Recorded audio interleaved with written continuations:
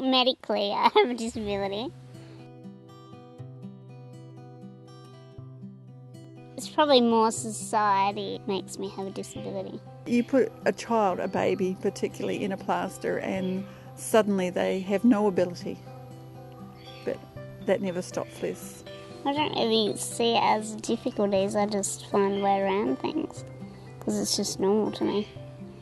So there's always a way around whatever needs to be done, I just do it in a different way. Maybe she was about 2.5 and I thought, there's no way she's going to be able to use an electric wheelchair. And the OT goes, oh, let's just give it a go and see if she could manage a wheelchair and we'll get it fitted to her size for the fact that she's so little. She just sat in that chair and she was off like a pro and has not looked back. Well, working at the Shires for my first paid job. So I've worked there for a year, on and off, as a reception admin assistant. I remember when I first saw her wheeling her chair up to the table to join in the lunch conversation, that there was a lot of bravery in that, a lot of courage in that. Yeah, it's given me more confidence in the workplace.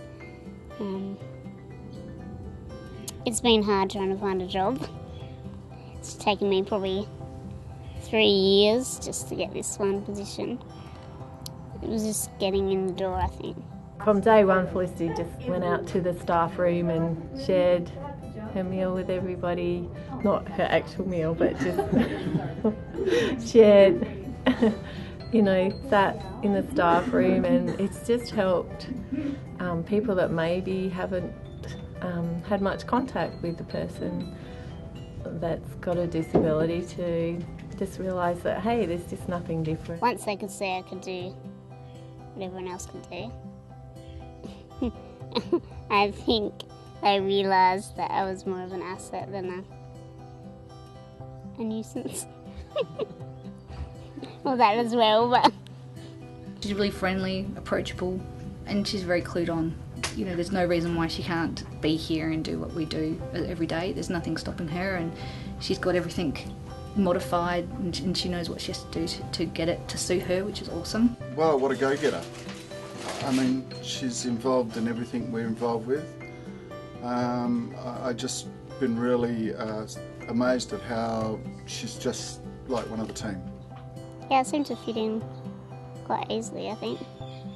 It's just the way I approach it, I think.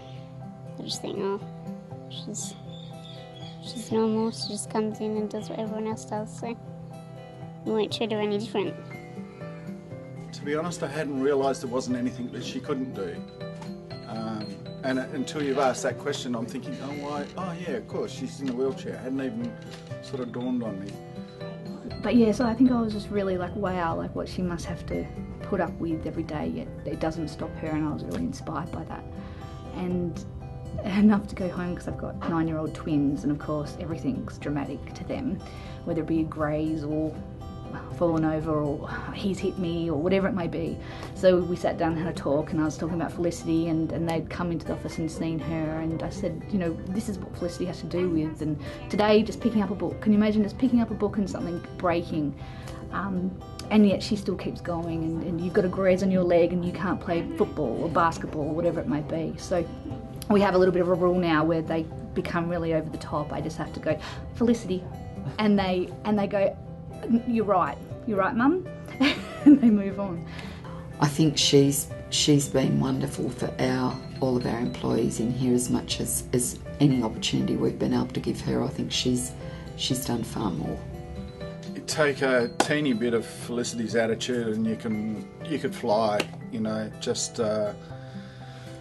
give it a go, find out about it. The office has really not had to make a heck of a lot of changes around the place to accommodate Felicity's wheelchair or access, because most places have access now. So, but yeah, just, take a bit of a leaf out of her book and see that, there's nothing that she couldn't do.